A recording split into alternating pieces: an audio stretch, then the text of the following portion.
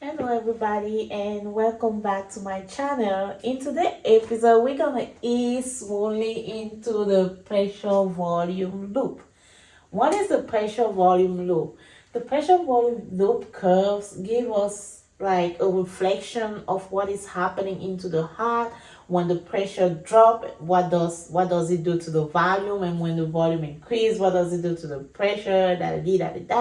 We're gonna dive into it. This is an easy, relaxing topic, so I hope this is gonna be sweet to digest. And with no further ado, let's dive into. Now, to understand the pressure volume loop, I will have to draw the actual loop. So this is gonna be our pressure, and on the x-axis we're gonna have our volumes. Now we're gonna do a little bit of math here, and few numbers are gonna be part of this for the purpose of this video. So I'm gonna put on my pressure here the number 80, which is a very important number to remember. And here I'm gonna put 130, which is also gonna be an important number to remember. So what is happening in the pressure volume loop? Before we start, let's talk about the volumes, right? So here I'm gonna have 60 approximately. This is just an approximate. Now, and this is gonna be my end systolic volume. So how do I know this 60 right here is going to be my end systolic volume? Now, after diastolic, like when the ventricle receives the blood from the left atrium, right? So during the diastolic, after those volume is inside the left ventricle, we have about 105 ml of end diastolic volume. This is after the diastole, right after the diastole, when the left atrium pours out the blood inside the left ventricle. It gives us 105 ml inside that ventricle. Now, if we add 25 ml coming from the atrial kick, the atrial kick is going to be that little bit of volume to increase the amount of volume at the end of the diastole, to make sure we have enough volume during the ejection phase when the aortic is going to pump out the blood. So that atrial kick is actually helping, and it helps mostly for patients who have less volume during their ejection fraction. Like when they have less ejection fraction, that atrial kick is there to give them a little bit of volume when the heart pump, right? So this 20 ml is going to account for the atrial kick, and it's going to give us a total of 130 ml. Now, out of this 130 ml in the left ventricle, the heart is going to pump 70 ml, which is going to be our stroke volume. So if the heart during the systoles pump that 70 ml, I'm left with 60 ml, which is representing my end systolic volume. So 60 ml is my end systolic volume. And at the end of the systole, what is happening at the end of the systole? The mitral valve is opening to start the filling phase of the heart. So here, when I have this volume, my mitral valve is going to open. Mitral valve opens. And when my mitral valve opens at the end of the systolic, it's the diastolic that starts, right? It's going to fill out that blood to the left ventricle. So this is going to be my filling phase. I'm going to call it.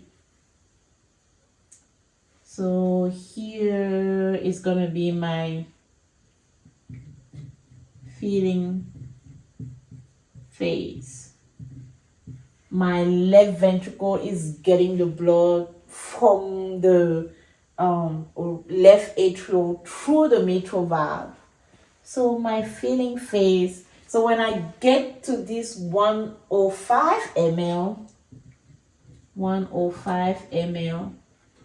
and I get my atrial kick, it's gonna give me a total amount of 130. So when I reach to this 130, don't forget the math we did here, 130, my end diastolic volume. So here, my mitral valve is gonna close, right? It's done doing the job. The left ventricle already have all the blood it needs to pump out, right? So it closes itself. So the mitral valve closes. Now, when the mitral valve closes, what is going to happen in the ventricle, the left ventricle with all that blood? All that blood is going to contract to increase the pressure, because remember, what opens the aortic valve is the pressure. So in order for the pressure to rise, because if you look at here, during the feeding phase, the pressure are really low because the ventricle are relaxing. They are just getting the blood. They are just swallowing the blood. But once they get all the blood they need and the mitral valve close, they're going to start contracting to increase the pressure. So, and this is going to fade. It's going to be our isovolumetric contraction. Isovolumetric, because iso equal volume. The volume is not changing. It's just the contraction. It's the same amount of volume that is in the ventricle that contracts itself. And when that volume is going to reach the pressure of 80 here, once that volume contracts and increases the pressure until we have the pressure of 80, that is going to trigger the aortic valve to open. So here, our aortic valve opens. And what happens when the aortic valve opens? Pushes the blood out. So here, we have our ejection phase. Oops, I went too far. We have our ejection phase here because the blood is pushing out. Ejection phase.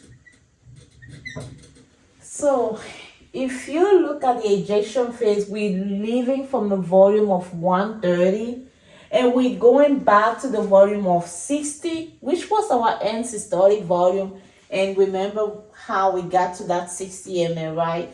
So at this point, the drop of pressure, remember we need a pressure of 80 to make the aortic valve opens itself, eject all the blood, pressure drop, trigger the aortic valve to close. So aortic valve close. So remember, pressure to 80, make sure the aortic valve open, and below that pressure, the aortic valve is going to close itself. And what is going to happen here? We're going to go back to our volume. So here, the ventricle, when the aortic valve is closed, the ventricle now is ready to relax and get the blood. So this is going to be an isovolumetric relaxation. So when it relaxes itself, and then we're going back to the end systolic volume of 60, mitral valve open, and the circle begins again. So this is what I had for the pressure volume loop. I hope this was easy to understand. And if you have any suggestion, please put down in the comment section. And please, if you find this helpful, like, share, and subscribe. And stay tuned for my next videos.